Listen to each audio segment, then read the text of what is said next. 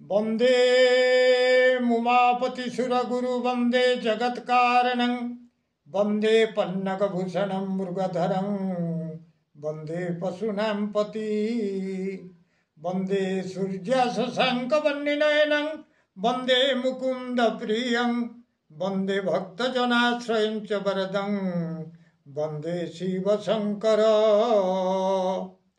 प्रिय भ्राता ओ भग्नीगण, मु आजी शिवरात्र संपर्क द्वादश राशि को आखि आगे रखी सेमानंकर शिवरात्र पूजा संपर्क कहूची आपण माने ताहा सादरे ग्रहण करंतु।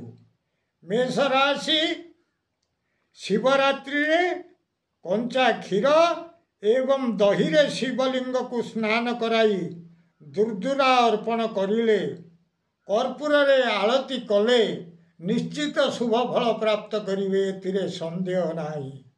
वृष राशि शिवलिंग को आखु रस रे स्नान कराई मल्ली अतर लगांतु एवं आळती करंतु, निश्चित शुभ फल प्राप्ति करिवे। मिथुन राशि स्फटिक शिवलिंग पूजा करि पारिले भल, नहले जेकोसी शिव मंदिर रे लाल अबीर कुंकुम चंदन एवं अतर रे अभिषेक करंतु।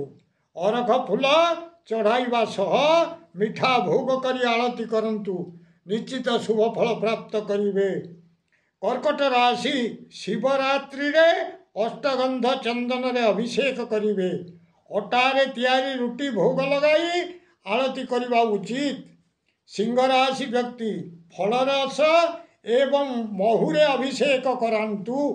अरख फूल अर्पण करी मिठा भोग करंतु, निश्चित शुभ फल प्राप्त करिवे।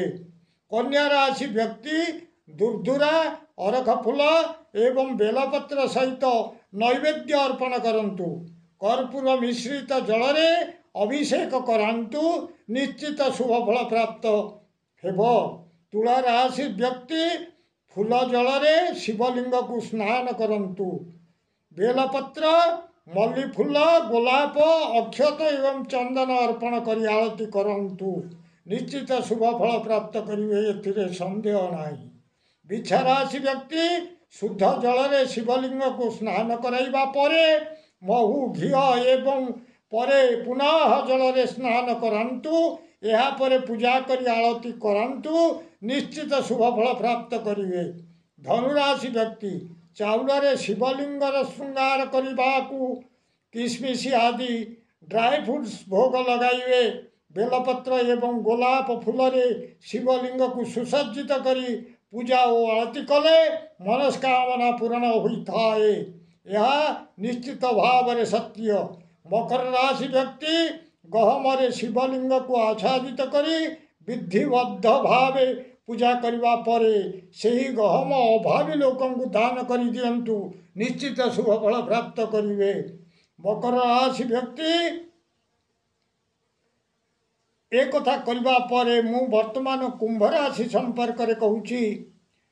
कुंभ राशि धला एवं कला राशि मिसाई एकांत स्थान रे थिबा शिवलिंग उपरे अर्पण करंतु।